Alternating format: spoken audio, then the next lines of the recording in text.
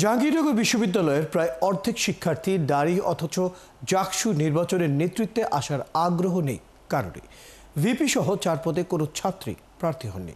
দৈন্যদশা হলগুলোতেও 10 ছাত্রী হলে 150 পদের বিপরীতে জমা পড়েছে মাত্র 125টি মনোনয়নপত্র। এর মধ্যে 5টি হলে প্রার্থীর সংখ্যা পদের তুলনায় অনেক কম। যদিও কোরাম পূর্ণ হওয়ায় নির্বাচন নিয়ে কোনো সংকট নেই বলছে কমিশন। রায়ান বিন আমিনের তথ্য ও ছবিতে প্রতিবেদন।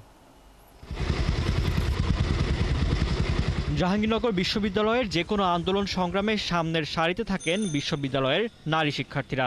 কিন্তু ভিন্ন চিত্র 33 বছর পর অনুষ্ঠিত হতে যাওয়া নির্বাচনে। এখানে প্রতিদ্বন্দ্বিতায় আগ্রহ নেই নারী শিক্ষার্থীদের। কেন্দ্রীয় সংসদে নির্ধারিত 6 পদের বাইরে প্রার্থীর সংখ্যা হাতে গোনা। 10টি হলের মধ্যে 5টি হলের সবগুলো পদে প্রার্থী পাওয়া যায়নি। বিশ্ববিদ্যালয়ের হল সংসদের গঠনতন্ত্র অনুযায়ী 15টি পদে নির্বাচন হওয়ার কথা। হলভিত্তিক মনোনয়নপত্র দাখিলের তথ্য বিশ্লেষণ করে দেখা গেছে, নওয়াব ফয়জুন্নেসা হলে 6 জন, 13 নম্বর ছাত্রী হলে 6 জন, সুফিয়া কামাল হলে 10 জন, বেগম খালেদা জিয়া হলে 11 জন ও প্রীতিলতা হলে 13 জন প্রার্থী মনোনয়নপত্র দাখিল করেছেন। এছাড়া ফজিলাতুন্নেসা হলে 15 জন, জাহানারা ইমাম হলে 16 জন এবং 15 নম্বর ছাত্রী হল, বীর প্রতীক, তারামন বিবি হল ও রোকেয়া হলে 17 জন করে প্রার্থী মনোনয়নপত্র দাখিল করেছেন। এসব হলের বেশিরভাগ পদে কোনো প্রতিদ্বন্দ্বিতা ছাড়াই নির্বাচন অনুষ্ঠিত হতে পারে। এমন অবস্থার প্রশ্নে নারীরা জানান, অনুকূল পরিবেশের অভাব, অশ্লীল মন্তব্য, ট্যাগিং আর পরিবারের অনীহার কারণে কেউ এগোচ্ছে না। একজন নারী যখন নেতৃত্ব পর্যায়ে যাচ্ছে তখন সাইবার বুলিংয়ের শিকার হতে হচ্ছে, ট্যাগিং, ব্যাশিং বা এমনকি চরিত্র নিয়েও প্রশ্ন করা হচ্ছে। 5 আগস্টের পর থেকে যে রাজনীতির নিয়ে যে বিমুখতা, এটা মেয়েদের মধ্যে বেশি। আমরা প্রত্যেকটা বিশ্ববিদ্যালয়ে দেখেছি গণঅভ্যুত্থানের পরবর্তী সময় যে নারী নেতৃত্বরা রয়েছেন, যারা নারীর আন্দোলনকারীরা রয়েছেন, তাদেরকে নানা রকম ভাবে ফেসবুকে এবং প্রকাশ্যে মব ক্রিয়েট করে হেনস্থা করা হয়েছে। যদিও নিজের অধিকার আদায়ে নিজেদেরই সম্পৃক্ত হতে হবে বলে মনে করছেন জাবির আন্দোলন সংগ্রামে নেতৃত্ব দেওয়ার ছাত্রীদের কেউ কেউ।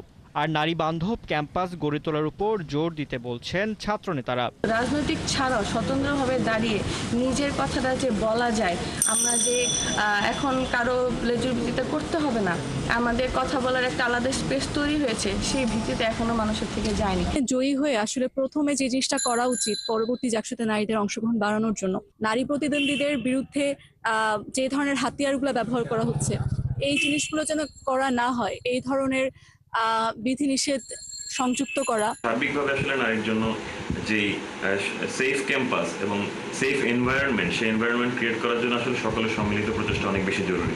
এদিকে নির্বাচন কমিশন বলছে, এখন পর্যন্ত কোরাম পূর্ণ হওয়ায় নির্বাচন অনুষ্ঠিত হওয়া নিয়ে কোনো বাধা নেই। তবে কারো মনোনয়ন বাতিল হলে যদি কোরাম সংকট দেখা দেয়, তা আলোচনা টেবিলে সমাধান হতে পারে।